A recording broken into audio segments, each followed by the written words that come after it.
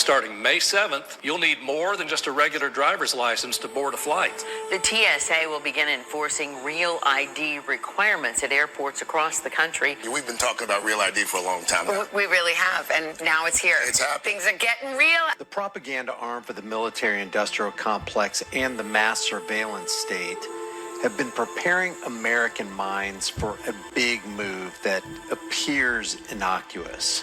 Real ID. If you don't have your star card yet,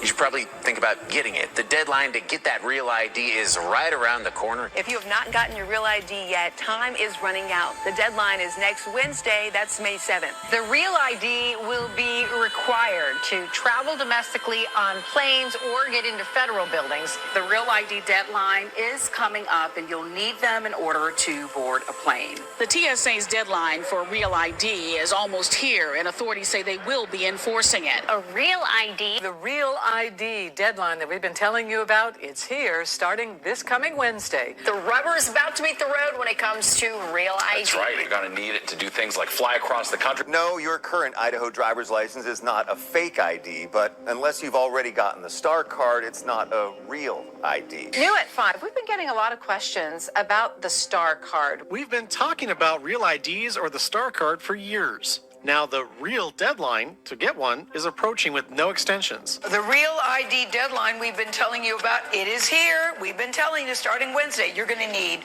one to get into some government buildings or pass through airport security. Well, the real ID deadline is now less than a week away. The deadline is here. You will need a real ID or a passport in order to fly in the U.S. or enter most federal buildings. The Real ID Act. We call it the star card.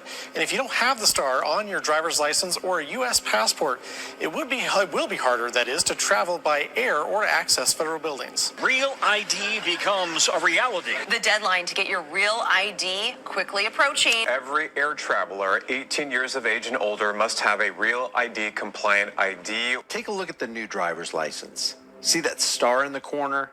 It's not just a design. It's a symbol of something much bigger.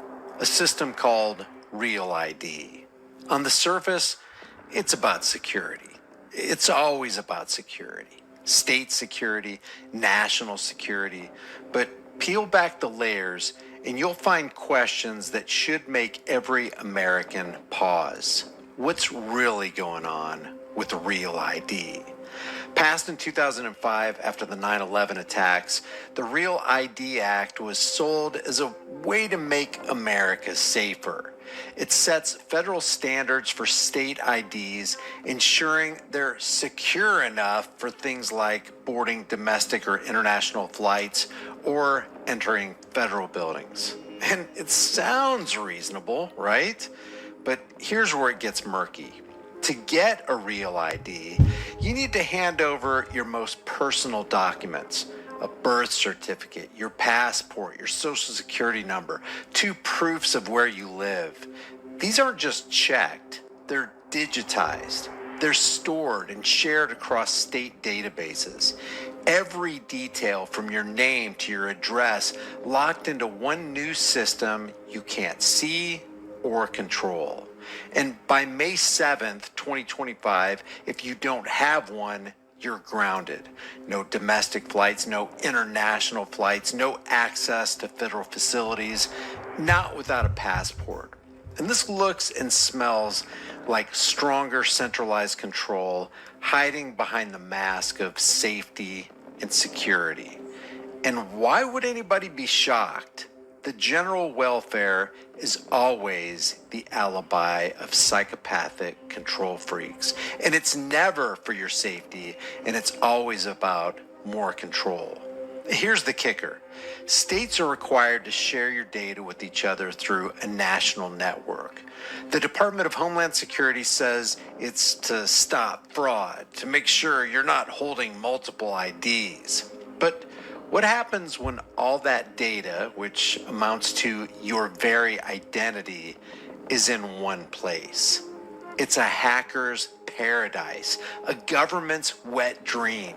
Critics, including the ACLU, warn that this could be a surveillance gold mine.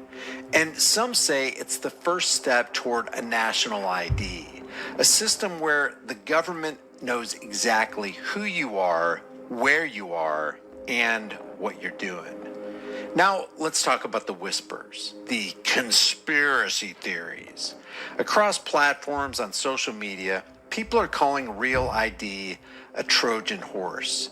They say it's not just about security, it is about control. A way to track your every move, to tie your identity to a digital leash. Some even fear it's a backdoor to a globalist agenda where your freedom to opt out vanishes.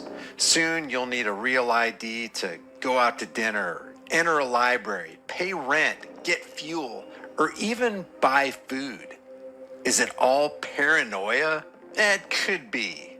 But when the government mandates your data to be collected and shared, and you can't board a plane without complying, you have to wonder, where is the line between safety and tyranny? Where do the requirements to participate in anything in society end? How much of this are we willing to tolerate? Besides, don't we already know that no matter how paranoid or conspiracy-minded you might be, what the government actually does is far worse than you can possibly imagine? Yes, at the present time, you can still opt out and get a regular ID or carry a passport for federal access. But let's be real. How practical is that? They're going to make it as inconvenient as possible. Real ID isn't mandatory yet, but it's being woven into the fabric of daily life. And once it's the only key to travel or federal access, then what happens next? Will it be required for voting in the slave suggestion box, for banking, or for even existing? Will you need a federal ID to buy a home or rent an apartment? The slope we're on feels really, really slippery.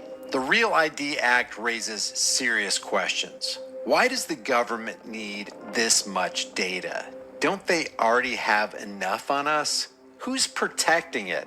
And what happens if it's misused? This isn't just about a star on your license. It could potentially be the precursor to the all-seeing eye into your life. It's about your privacy, your freedom, and how much control you're willing to surrender. The deadline is on May 7th. That's when the rules change. That's when the game changes. Take a look at this ID again. That star might be small, but what it represents could change everything in a big, big way. Stay curious, stay vigilant, and always keep the spirit of resistance that resided in our founding fathers in your heart. Leave your thoughts for the world and the global thought